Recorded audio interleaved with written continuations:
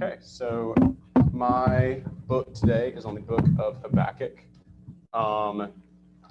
This is one of my favorite books, if not my favorite book of the Bible. I know I've talked about it before, but I wanted to go a little bit more in depth today. If you want to go to the next slide, Brandon. So just a little intro. The book is written a few years before the Babylonian Empire takes over Israel. I couldn't find an exact date. It just said it was believed to be sometime during the end of the 7th century BC. And it's a conversation between Habakkuk and God. And the conversation, Habakkuk is pretty angry throughout the entire thing. Through the first two chapters have two main complaints toward God that Habakkuk has. And then the third chapter, we see Habakkuk kind of sort of lighten up a little bit. But it's all based on one central question that Habakkuk is trying to deal with, and he's struggling throughout the whole thing. If you want to go to the next slide. And it is, how can God be good when there is evil in the world? And I feel like this is such a relatable question, just something that, and just the book in general, it's like when we looked at Habakkuk's emotions and what he goes through, is something that all of us have, or we've all had the same questions, and we've all kind of gone through the same type thing in our lives. So I'm just going to jump right into it. The first complaint, if you want to go to the next slide, is found in chapter 1, verses 2 through 4. Habakkuk says, "How long, O Lord, am I to cry for help, but you will not listen? I cry out to you, there's violence, yet you will not come to the rescue. Why do you make me see wrongdoing, and why do you make me watch wickedness? Destruction and violence are in front of me. Quarrels and disputes arise. That's why your teaching's numbed and justice is never carried out. Wicked people surround righteous people, so that when justice is carried out, it's perverted." So Habakkuk, he's a little angry at God right now. He's saying, God, I'm calling out to you, and you're just not there. You're not listening to me. And he brings up these complaints against the Israelite people. He talks about how there's violence, how there's wickedness, how God's word's not being spread, and how the leaders are corrupt. So he's talking about how the Israelites, how they've separated themselves from God, and how Habakkuk just almost feels like God isn't there. And I feel like that's something we can all sort of relate to in times when we pray to God and whenever we feel like nothing exactly is going on or nothing is changing at all. We just feel like God's not there whenever we have complaints or questions. So quickly after that, God gives a response. If you want to go to the next slide, in verses 5 through 11. So he just starts off by saying he is there. He's listening. He knows what's going on with all the Israelites, and he has a plan. In verse 6, he says, "I'm going to send the Babylonians, that fierce and reckless nation. They will march throughout the earth to take possession of the lands that don't belong to them."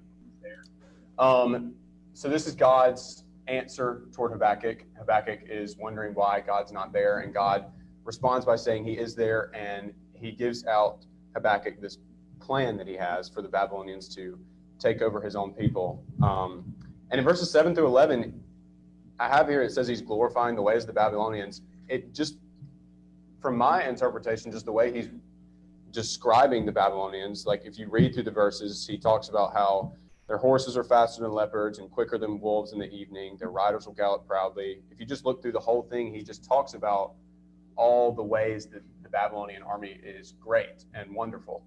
And this is interesting because the Babylonians are evil people, and scattering all the Israelites throughout the world would not necessarily be something that Habakkuk had planned on the response that God had given to him.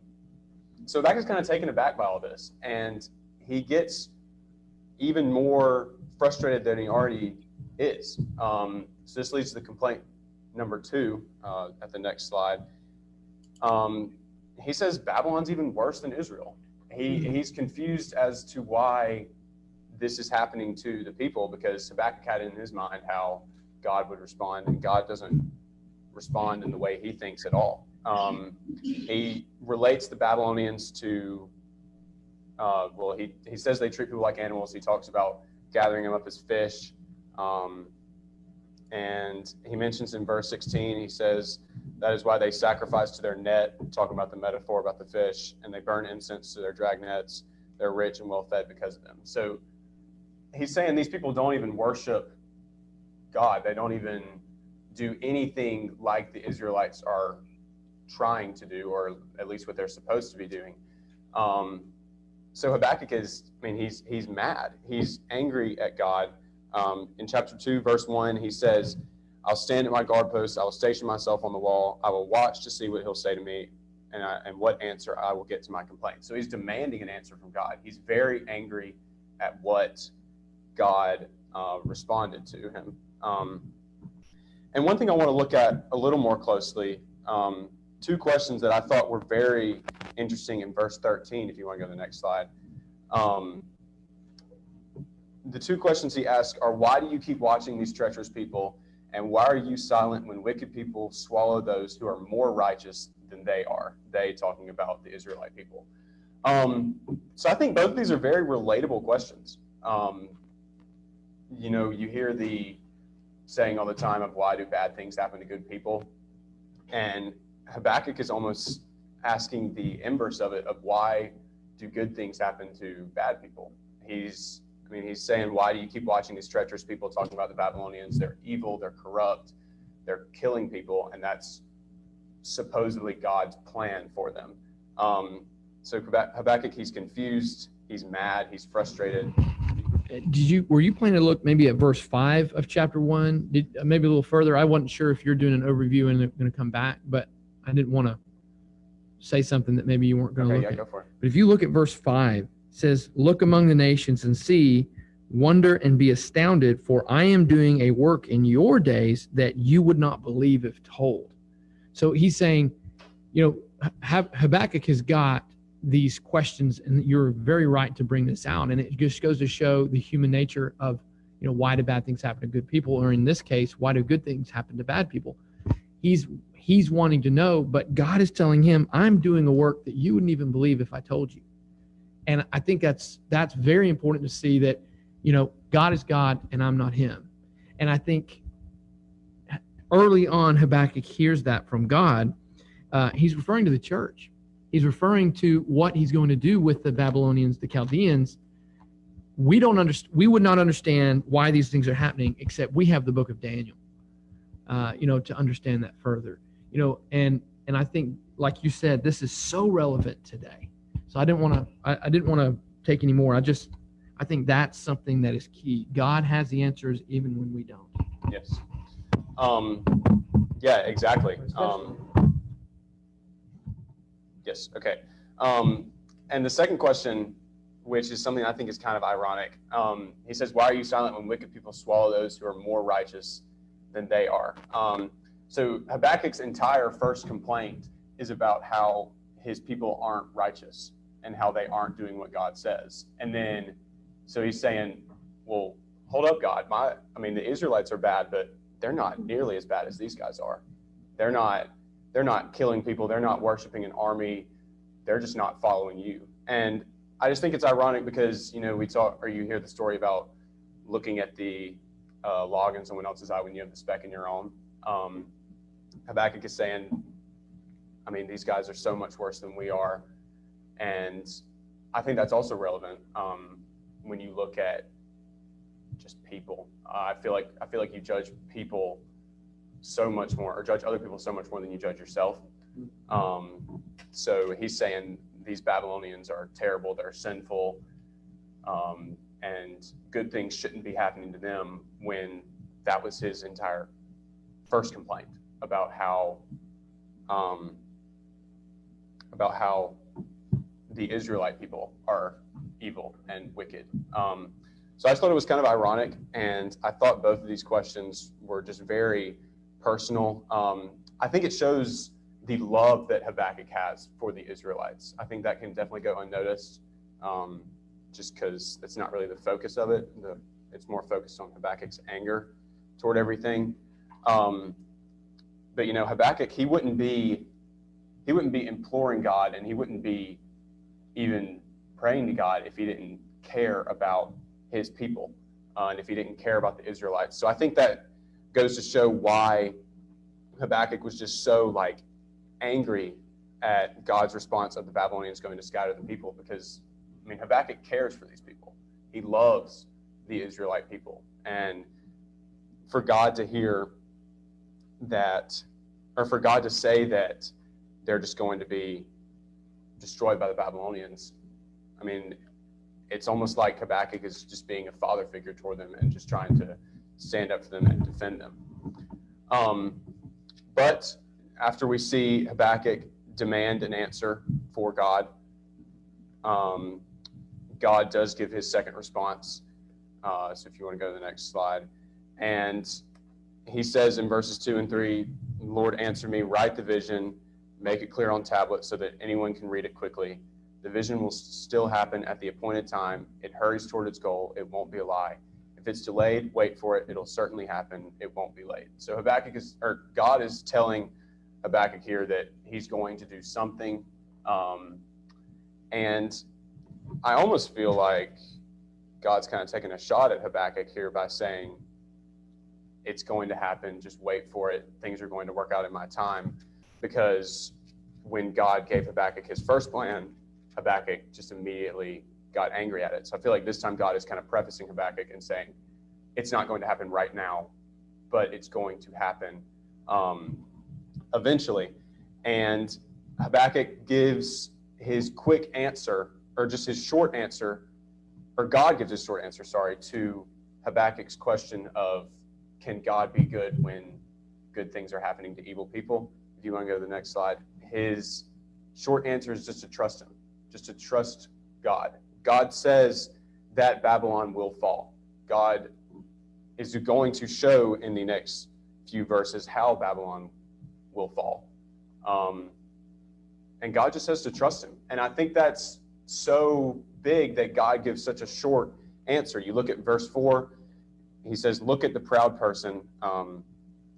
He's referring to the proud person and he and the rest of chapter 2 as Babylon. He says, look at the proud person. He is not right in himself, but the righteous person will live because of their faithfulness. God says live by faith. God says trust in him, and he will deliver the Israelite people. He'll deliver Habakkuk. He'll deliver everyone else for every other time to come, because the righteous people live by faith. God says to trust him. So if you want to go to the next slide, he kind of expands on his second response of how Babylon will fall. And he gives 5 different things in 3 little verses each. And he just prefaces why, or what his disdain for Babylon. He talks about how Babylon became rich by stealing. He talks about how Babylon became rich by violence. Babylon uses slave labor. Babylon's irresponsible leaders abuse alcohol, and Babylon is driven by idolatry. And a couple things that I wanted to point out about these 5 things that God mentions.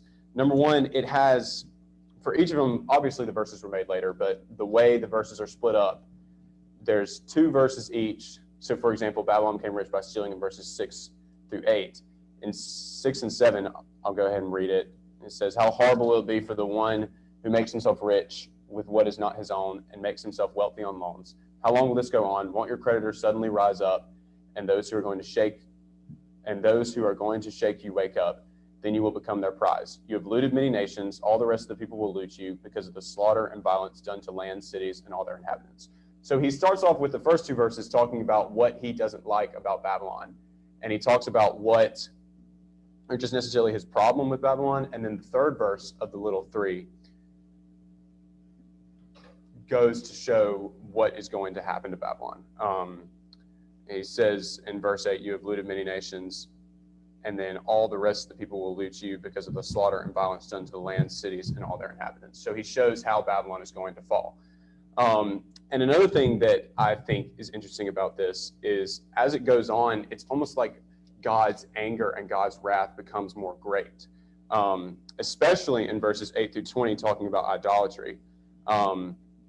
It's almost like whenever the first thing he was talking about, when Babylon became rich by stealing things, it was almost just like he was asking Babylon questions, saying, won't your creditors suddenly rise up, and those who are going to shake you wake up? And he's just kind of calm about it. But as you go on, it gets, even when the fourth point, talking about how the irresponsible leaders abuse alcohol, he just shows how it's getting more angry. He's saying in verse 16, you are filled with disgrace rather than glory. Drink, yes, you, and expose yourself as godless. The verbiage and the word choice that is used here just becomes so much more powerful. And I think that's powerful for Habakkuk to see, because Habakkuk, he's clueless right now. He needs an answer. And for God to be so passionate in his response and just to like show Habakkuk that he means what he's saying, I think is big for Habakkuk. Looking at verses 18 through 20 just really shows just the anger of God, saying, what benefit is there in a carved idol when its maker has carved it? What benefit is there in a molded statue, a teacher of lies, when its maker has molded it? The one who formed it trusts himself to make worthless idols that cannot speak. How horrible it will be for the one who says to a piece of wood, wake up, and to a stone that cannot talk, get up. Can that thing teach anyone? Just look at it. It's covered with gold and silver, but there's absolutely no life in it. That's so powerful to me, and I think it shows just how much God hates idolatry. And just like I said, just the verb choice and the way he words everything, talking about the idols as pieces of wood and stones that cannot talk, and how they're covered with gold and silver, but there's no life in it. It just shows God's hatred for the things that the Babylonians are doing, which, like I said, I think is important for Habakkuk, because Habakkuk is confused as to why the Babylonians are God's choice to answer his question to help out the Israelites. He doesn't think that the Babylonians can do anything good at all. So God, by showing Habakkuk that he doesn't endorse the Babylonians at all, but he's just using them for good, I think is very powerful for Habakkuk. So we go over to chapter 3, next slide.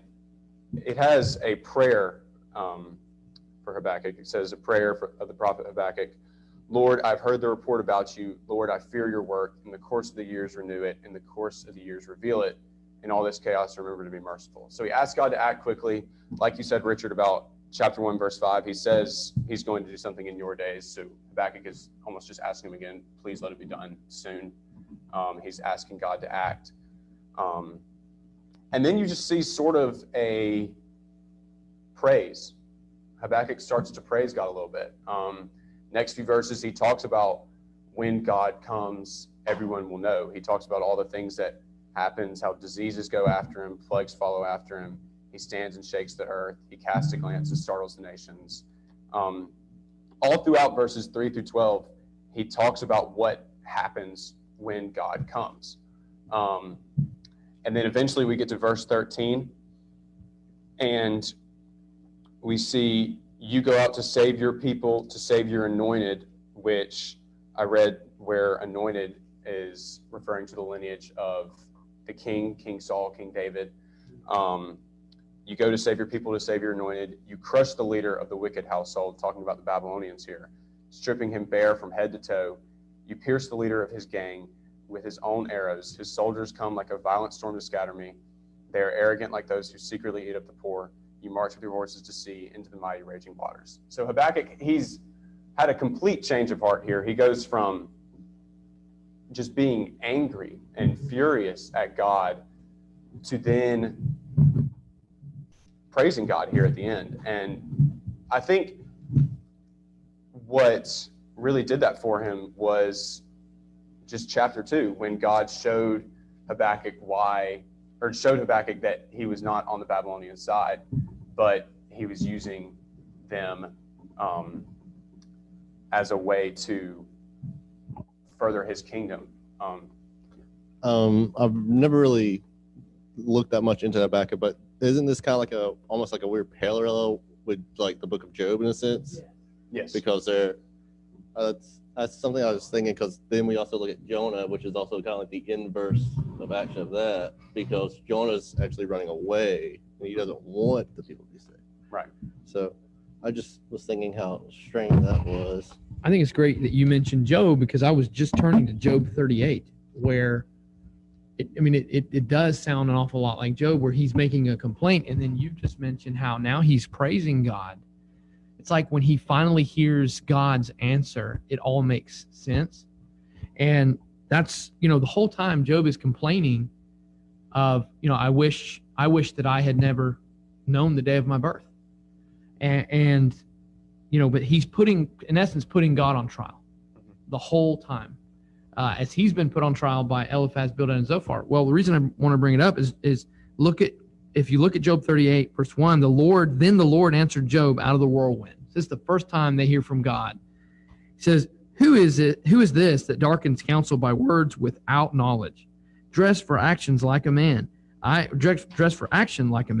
will question you, and you make it known to me. Where were you when I laid the foundation of the earth? Tell me if you have understanding. Who determined its measurements? Surely you know. Or who stretched the line upon it? On what were its bases sunk? Or who laid its cornerstone? When the morning stars sang together and all the sons of God shouted for joy. So he's saying, where were you when the earth was created? Can you tell me? I love that God is giving that to Job. And it's like, so in essence, it's like chapter 1, verse 5. When he's saying that to Habakkuk, he's saying, there are things that are going to be happening that you wouldn't believe me if I told you. I think it shows God is always going to be the one that he gives the answer. Yeah, and I think another thing you could point to when talking about that thing is the book of Exodus, just the whole Exodus from Egypt. You talk about going through the wilderness and parting the Red Sea, and this is almost a foreshadowing of a second Exodus, the Exodus from Babylon, and how, like we mentioned a couple weeks ago, how the whole dispersion of all the Israelites across the area, how that led to the church getting started from there being so many people around to spread the gospel to. Yeah. And just going back to chapter 1 and verse 5, how I'm going to do something in your days that you wouldn't believe if I told you. Just how this is all part of God's plan. It's all part of God's plan to use the Babylonians to spread out the Israelites, but the Israelites are going to be spread out to further the kingdom of God.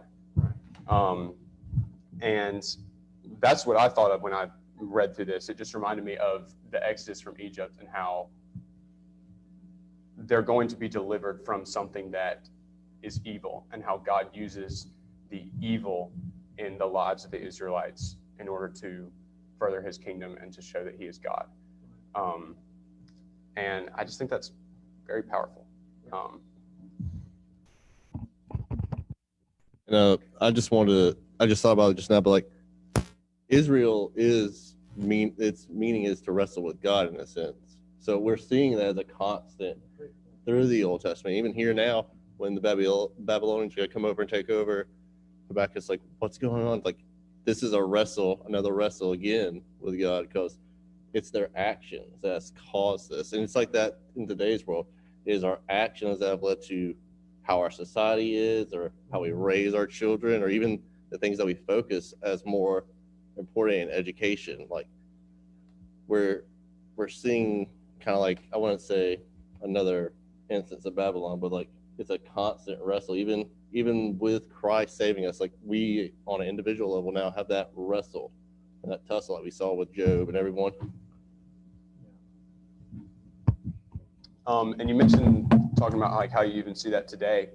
One thing I thought was interesting when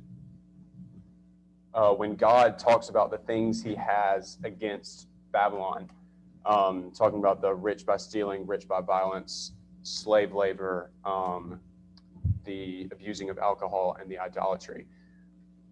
All those things aren't just specific to Babylon. There have been plenty of times throughout history, and even today, where you see empires or countries that are like this. And this is almost a showing of what's to come for any place that's like Babylon. So I like that he didn't just say things specific to Babylon, and how all those things have been persistent throughout history. And all those empires have fallen. I mean, you talk about like the Romans, how they were persecuting Christians, and now they've fallen. And I mean, just other times where God's word prevails throughout. Yeah, go ahead. I think it's interesting too that Habakkuk has this complaint against God concerning Babylon. Well, God shares the same complaint. Yeah. It's like God is like, yeah, I second what you're saying, when he says, woe to the Chaldeans. So but the fact that Habakkuk is showing anger towards God because of this complaint, when God's able to give back, I have the same complaint, but I'm doing something that you do not even understand. He was going to use the children of Israel to bring about the salvation of the world. That's the concept through his son. But if Israel's not going to repent, if they're not going to live according to the law, then they're going to lose the promised land, as Brandon said. And then he's going to use the uncircumcised to bring about this plan from the Chaldeans to the Persians to the Greeks to the Romans. And that's what he's talking about here. And it's mind-boggling to see how much God is in control. Mm-hmm. And we are so small in comparison. So this has been a good reminder. Yes, so we see in the last 4 verses just Habakkuk's praise for God. If you want to go to the next slide. I really like verse 16 because it's almost like after all this that's been going on, Habakkuk just reaffirms his hate for Babylon. He says, I've heard, so there's trembling within me. At the report, my lips quivered. A rotten feeling has entered me. I tremble where I stand. I wait for the day of trouble to come for the people who will attack us. So he's talking about God tells him that the Babylonians are going to attack him, but there's going to be trouble for them. And Habakkuk, just before closing out, says, I can't wait for that day. He still has this hate for the Babylonians, but he has a more optimistic approach toward it now because he's trusting God. And like God said, the righteous shall live by faith. And Habakkuk has now developed throughout this book a faith that God is there and God is delivering his people. In verses 17 through 18 really close the book in a perfect way. It says, even if the fig tree does not bloom, and if the vines have no grapes, even if the olive tree fails to produce, and the fields yield no food, even if the sheep pen is empty, and the stalls have no cattle, even then I will be happy with the Lord. I will truly find joy in God who saves me. So no matter what happens to Habakkuk, no matter what happens to his people throughout this, he's going to trust God. And he's going to have faith in God because, like God said, the righteous shall live by faith. And I just think it's a great story of how, like in our lives, even there are times when we have complaints to God and we just wonder why things are the way that we are, or why things are the way that they are. I think of Romans 8:28, talking about how all things work for good for those who love the Lord. I think near the beginning, Habakkuk would have thought that to be saying like all good things happen to those who love the Lord. But that's not what the verse says at all, because I mean, having the Babylonians take over the Israelite people, looking at it just at only that is a bad thing to happen. Just having someone come over and take over your land. But God shows Habakkuk throughout this book how God's plan is good. And by living by faith and by trusting in God, good things will come from this one unfortunate event. So I just think it's a great story of how we see Habakkuk just do a complete 180 in his faith about how he was originally angry at God. Go ahead. Well, I didn't want to take what you were about to Oh, you're say. good. Go ahead. No, I think what's also fascinating about what Habakkuk is doing, he has a complaint against God, but God has a plan for Habakkuk to be a prophet for him. Mm-hmm. And this whole book, this short book, is what you've just established, is he's just saying, okay, I've got a job for you to do. Because in chapter 2, verse 2, and the Lord answered me, write the vision, make it plain on tablets, so he may run who reads it. He's saying, I've got a plan for you, and you need to write down what I give you, so that whoever reads it will be able to run and That's the plan. So it's really in the midst of struggle, in the midst of strife, when maybe how to preach in a secular society like we're experiencing today is just proclaim what the word says and give people a chance to make the decision as to what they're going to do with it.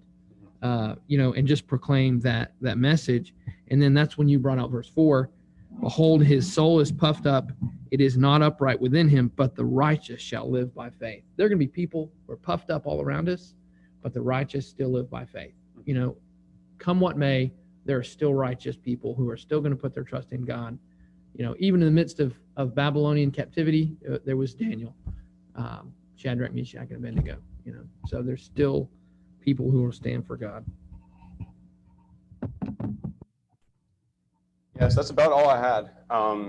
We see the emotions of Habakkuk, which is one of the reasons why I like it, because it's one of the only minor prophets that shows who Habakkuk as a person is. We see Jonah as a person, but like other ones, it's just God speaking through the minor prophet.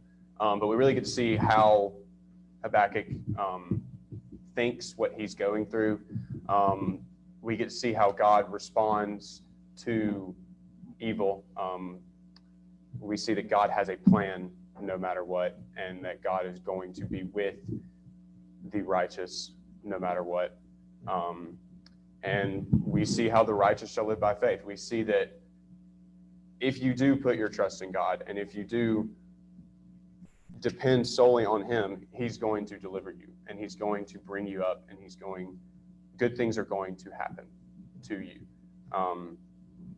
So I just think it's a great book. I think it's a very relatable book. We all have questions, and we all get angry, and we all get frustrated at God at times. And I just think that's important to see that that's okay to have questions, and it's okay to be confused and to be lost, to the extent of we need to be searching for answers, and we need to be praying to God. Because that's another way that Habakkuk loves his people. He didn't just give up on them. He didn't just say that God's not with him, so I'm just going to give up. He prayed to God, and he asked God to deliver them, and he ended up getting an answer from it. Yeah. Oh, okay. I think also what you said, it's okay.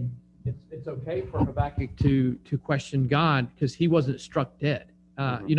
In fact, with Job, it still says at the end, in all this, in all of his questioning, all of him putting God on trial for why all these things were happening, it says that he did not sin. So like you said, it's okay for us. God can handle our questions concerning him. He can handle our frustrations. We've just got to put our trust in him. Mm-hmm. I think that shows how Habakkuk is a righteous person, because he's not just complacent with how he is. He's trying to grow in his knowledge of how things are the way they are. And he's asking God questions, and he's looking for answers. And even when he doesn't get the answer he wants the first time, he asks more questions. So he's not just giving up. He's really looking for a way to grow for himself and grow for his people too, because like I've been saying, just this shows how much he cares for his people. Just the fact that he is speaking on their behalf so much, and wants the best for them. He doesn't want the Babylonians to take over him, because he loves them. So I just think it's a very powerful book. Any more questions?